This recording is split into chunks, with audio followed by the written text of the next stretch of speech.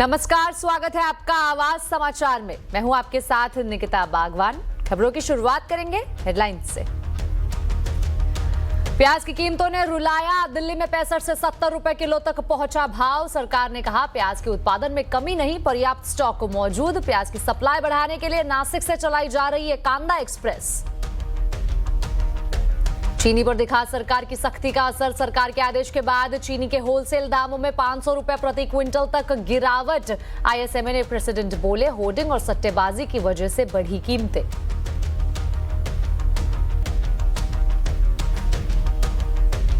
सरकार ने गेहूं और मैदा, सूजी जैसे प्रोडक्ट्स के एक्सपोर्ट को दी मंजूरी। डीजीएफटी ने जारी किया नोटिफिकेशन। सरकार ने पहले 50 लाख टन गेहूं एक्सपोर्ट को दी थी मंजूरी, अब एक्सपोर्ट पूरी तरह से किया फ्री। ईरान पूरी तरह से तबाह होने के कगार पर। अमेरिकी राष्ट्रपति डोनाल्ड ट्रंप का ट्रूथ सोशल पर पोस्ट। कुछ देर में स्कॉट बेसेंट करेंगे पाबंदियों का ऐलान। ईरान की चेतावनी, कहा तेल की सप्लाई करेंगे पूरी तरह ठप।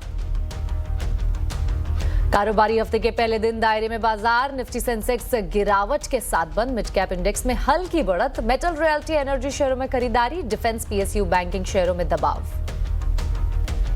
देश में यूपीआई के 10 साल पूरे। सालाना 24,162 करोड़ ट्रांजैक्शन तक पहुंचा यूपीआई। ट्रांजैक्शन वैल्यू 4000 गुना बढ़ी। दुनिया के 11 देशों में ऑपरेशनल हुआ यूपीआई। दिल्ली समेत कई राज्यों में स्वाइन फ्लू के मामलों ने बढ़ाई चिंता। दिल्ली में अब तक 1700 से ज्यादा मामले दर्ज। स्वास्थ्य विभाग और अस्पताल अलर्ट। दिल्ली में स्वास्थ्य विभाग ने की हाई लेवल बैठक। दिल्ली एनसीआर में झमाझम बारिश से सुहाना हुआ मौसम, लेकिन सड़कों पर भरा पानी। जगह जगह जलभराव और ट्रैफिक जाम से हालत खराब। गुरुग्राम में सरकारी और प्राइवेट ऑफिस कर्मचारियों को कल वर्क फ्रॉम होम करने की सलाह।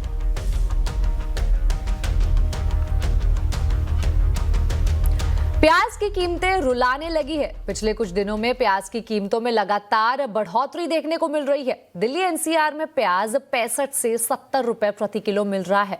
हालांकि सरकार का कहना है कि प्याज की कमी नहीं है और प्याज की सप्लाई बढ़ाने के लिए सरकार कांदा एक्सप्रेस चला रही है। ज्यादा डिटेल बता रहे हैं संवाददाता असीम मनचंदा।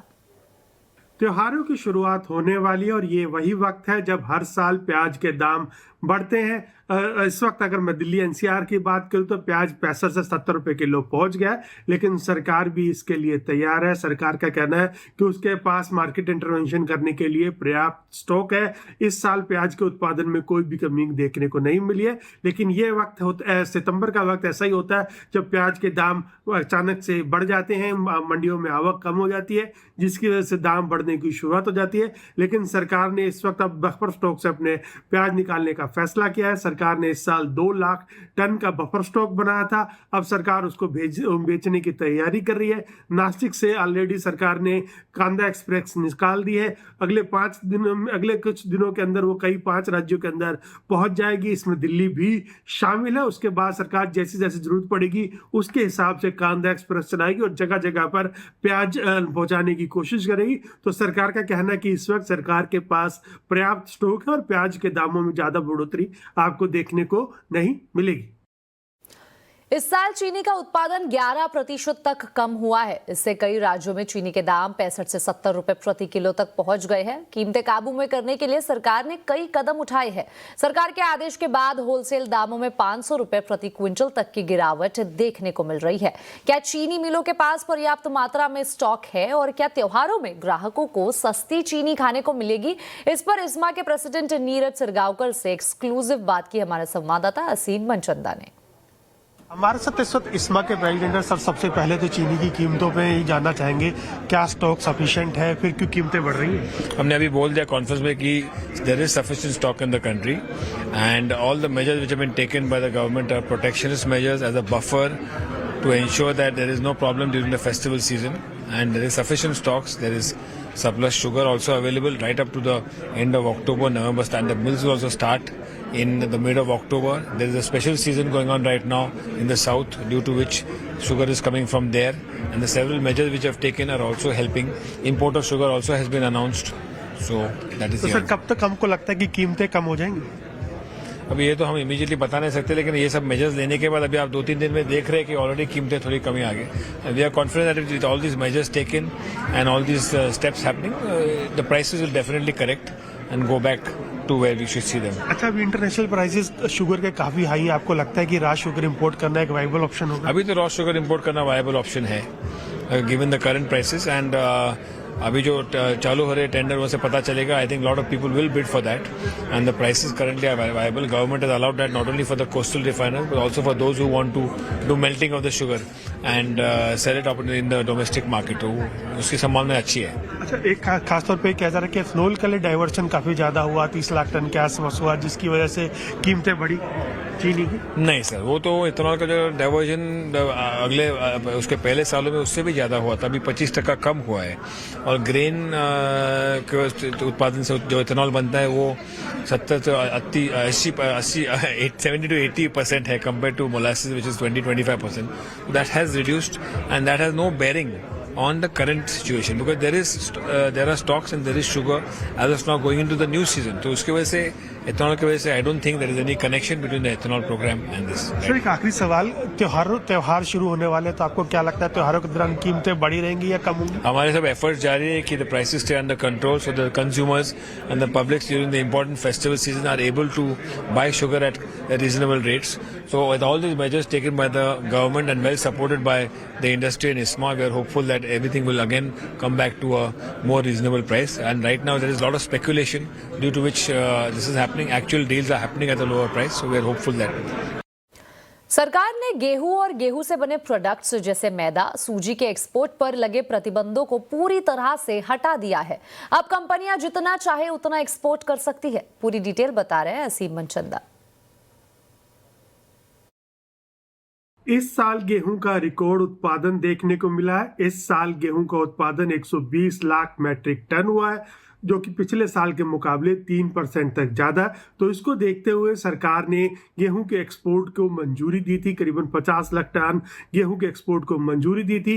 ये एक टैरिफ रिस्ट्रिक्टेड कोटा था, लेकिन अब सरकार ने इसको पूरी तरह से फ्री करने का फैसला किया है। अब कंपनियां चाहे जितना मर्जी गेहूं को एक्सपोर्ट कर सकते हैं। गेहूं के साथ साथ सरकार ने आटा, सूजी, मैदा और आटे से बने हुए दूसरे प्रोडक्ट्स को भी एक्सपोर्ट करने के लिए मंजूरी दे दी है। कंपनियां जितना चाहे इसको एक्सपोर्ट कर सकती है। ये भी बता दूं कि इस वक्त एफसीआई के गोदाम पूरी तरह से भरे हुए हैं, तो सरकार चाहती थी कि इसको एक्सपोर्ट हो और जो किसान है उसको उसका फायदा पहुंचे, तो सरकार ने इसको पूरी तरह से फ्री एक्सपोर्ट करने की मंजूरी देने का फैसला किया। चलिए बढ़ते हैं अगली खबर की ओर। ईरान पूरी तरह से तबाह होने जा रहा है, यह कहना है अमेरिकी राष्ट्रपति डोनाल्ड ट्रंप का। कुछ देर पहले ट्रुथ सोशल पर उन्होंने ये पोस्ट किया है। दरअसल आज देर रात अमेरिका का ईरान पर सबसे बड़ा आर्थिक हमला होने जा रहा है। ईरान के खिलाफ यूएस ब्लॉकेड का ऐलान अमेरिकी वित्त मंत्री स्कॉट बेसेंट करने वाले हैं और ऐसे में ट्रंप के इस पोस्ट से आर्थिक पाबंदियों की गंभीरता का पता चलता है। अमेरिका ने इस दिन को यानी सोमवार को इकोनॉमिक डी डे करार दिया है। डी डे एक मिलिट्री कोड शब्द है जो उस सटीक दिन के लिए इस्तेमाल किया जाता है जब कोई लड़ाकू हमला या बड़ा ऑपरेशन शुरू होता है। दूसरी तरफ ईरान ने धमकी दी है कि अगर उसके खिलाफ आर्थिक युद्ध जारी रहा तो वो खाड़ी से होने वाले तेल के सभी निर्यात को रोक देगा। इतना ही नहीं, ईरान ने यह भी धमकी दी है कि अमेरिका के इकोनॉमिक ऑपरेशन में अमेरिका का साथ देने वाले देशों को भी वो एक्ट ऑफ वॉर मानेगा। इससे पहले अमेरिकी वित्त मंत्री स्कॉट बेसेंट ने अमेरिकी मुहिम में साथ देने के लिए चीन से अपील की थी, लेकिन चीन ने कहा था कि प्रतिबंध और दबाव समस्या को हल करने में मदद नहीं करते।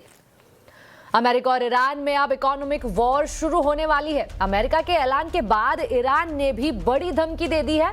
आज आवाज अड्डा में इसी पर होगी चर्चा। यूएस ईरान अब आर्थिक घमासान। जरूर जुड़िए शाम 7:57 पर। अब एक नजर आज के बाजार के हाल पर। कारोबारी हफ्ते के पहले दिन बाजार दायरे में कारोबार करते नजर आया। निचले स्तरों से बाजार में रिकवरी देखने को मिली। हालांकि सेंसेक्स और निफ्टी गिरावट के साथ बंद हुए। दूसरी ओर मिड कैप इंडेक्स हल्की बढ़त के साथ बंद हुआ। कैसे रहा आज के बाजार का हाल, बता रही है रक्षा रावत।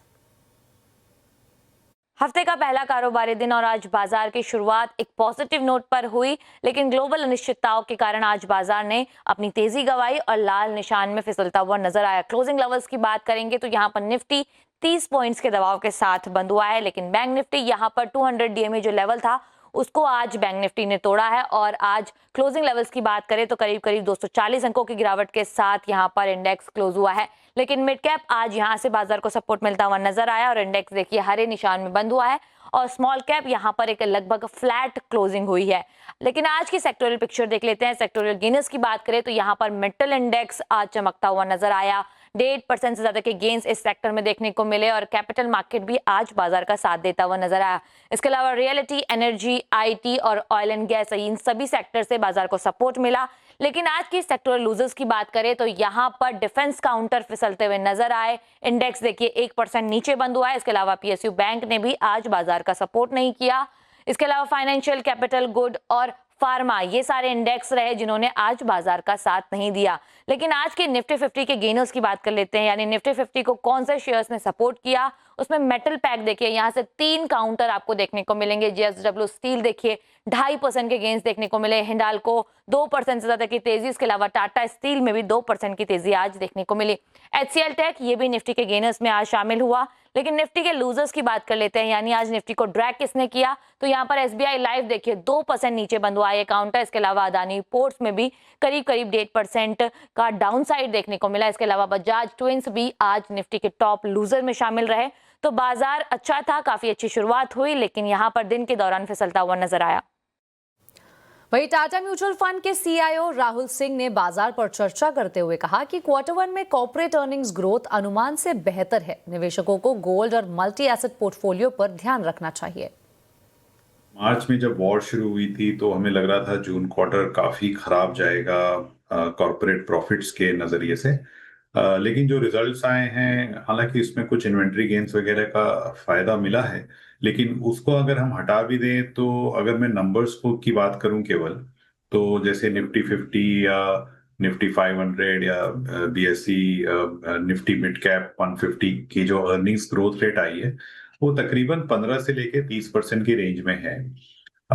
लार्ज कैप्स की से 15 से 20% के बीच में है और मिड एंड स्मॉल कैप की 25 से 30% के बीच में प्रॉफिट ग्रोथ जो आई है हमारी लास्ट क्वार्टर में। हमें गोल्ड और मल्टी एसेट की तरफ जाना पड़ेगा। गोल्ड के अलावा और भी कमोडिटीज उसमें हो सकती है, लेकिन मल्टी एसेट अप्रोच काफी एक सही अप्रोच रहेगा अगले 3 साल के लिए। अगस्त का महीना बड़ी ब्लॉक डील्स के नाम रहा। अब तक 22,550 करोड़ के बड़े ब्लॉक्स आसानी से एब्जॉर्ब हो चुके हैं और आज भी ये एक्शन देखा गया।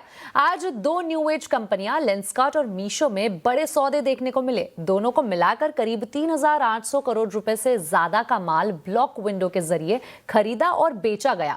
अगस्त महीने का पूरा एक्शन समझा रही है नुपुर। बिल्कुल, इस महीने में काफ़ी हलचल रही है। ब्लॉक डील की बात करें तो काफ़ी सारे स्टॉक्स में जो है प्राइवेट इक्विटी इन्वेस्टर जो एंकर लॉक इन जो ख़त्म हुआ उसके बाद यहाँ पे बड़े ब्लॉक्स न्यू एज कंपनीज में भी देखने को मिले।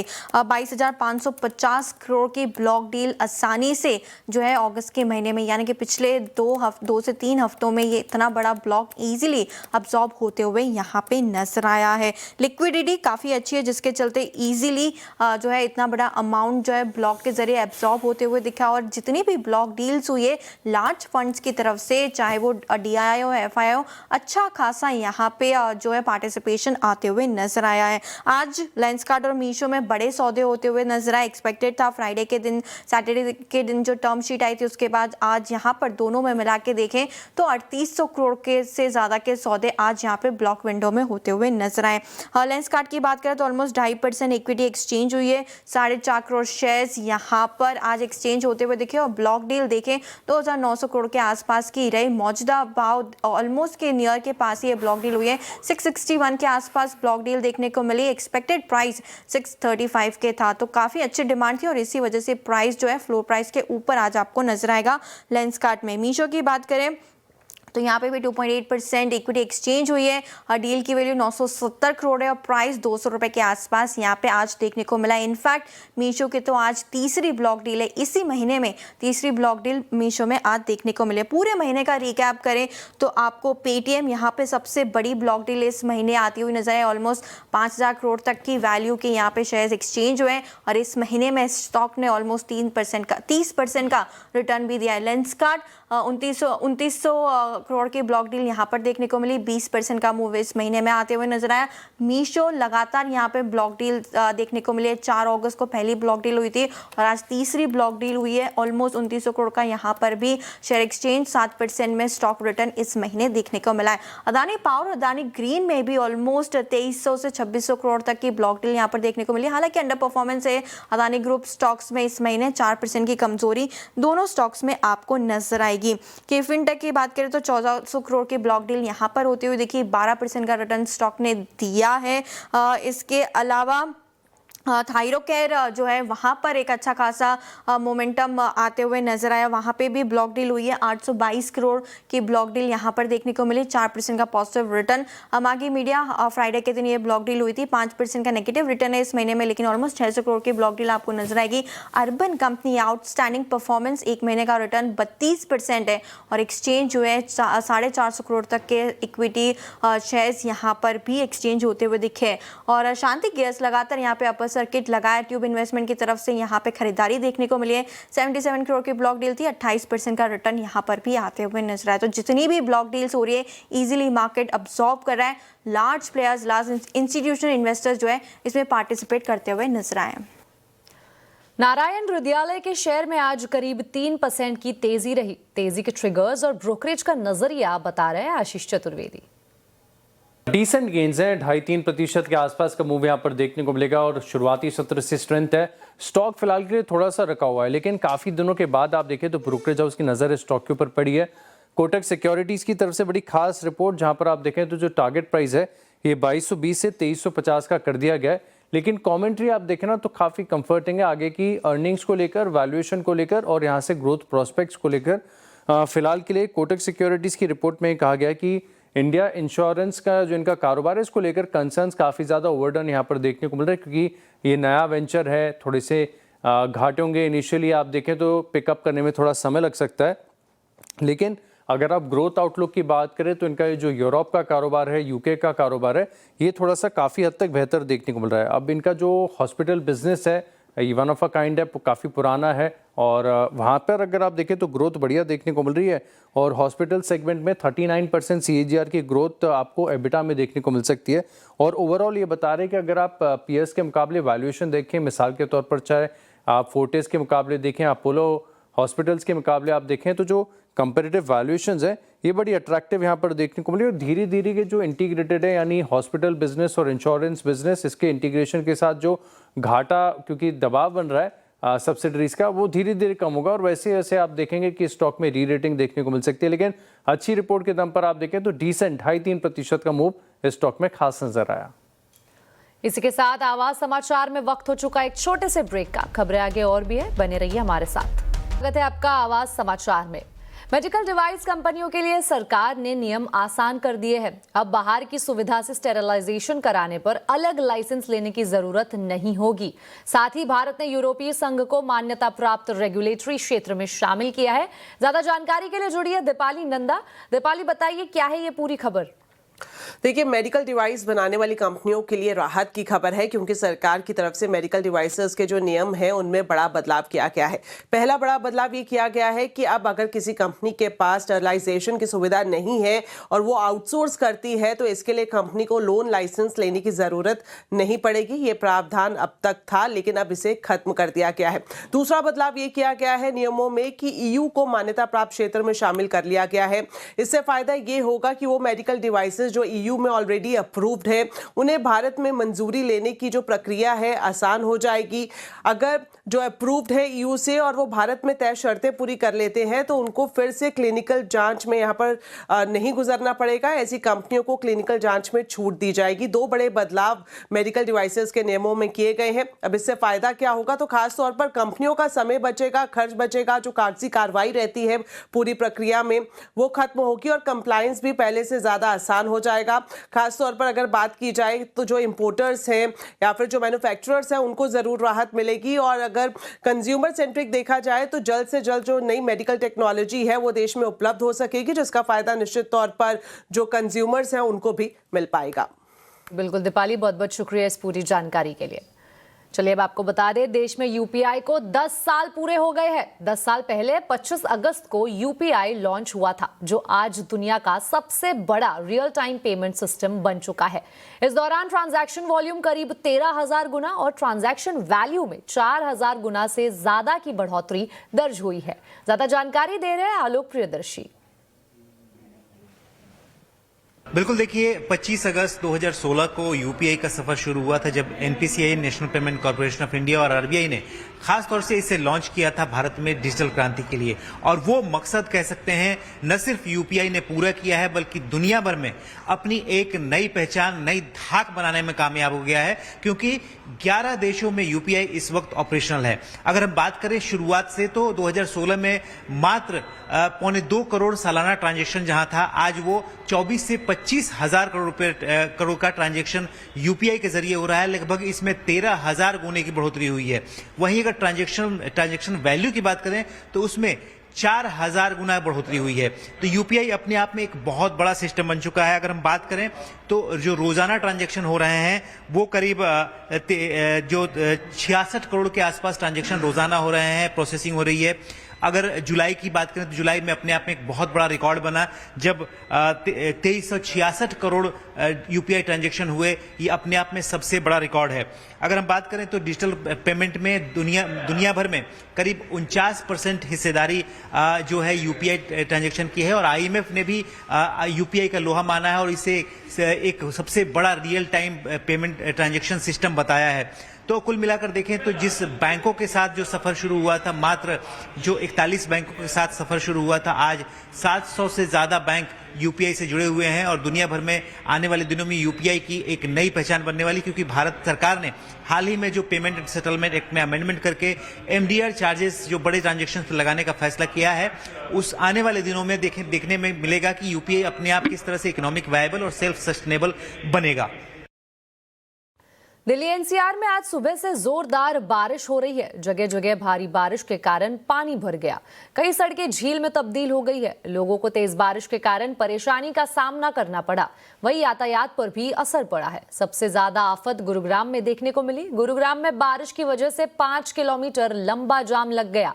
गुरुग्राम में भारी बारिश के बीच परेशानी से कल वर्क फ्रॉम होम की एडवाइजरी जारी की है, और अभी सभी प्राइवेट और सरकारी संस्थानों के स्टाफ से 25 अगस्त को घर से काम करने के लिए कहा है।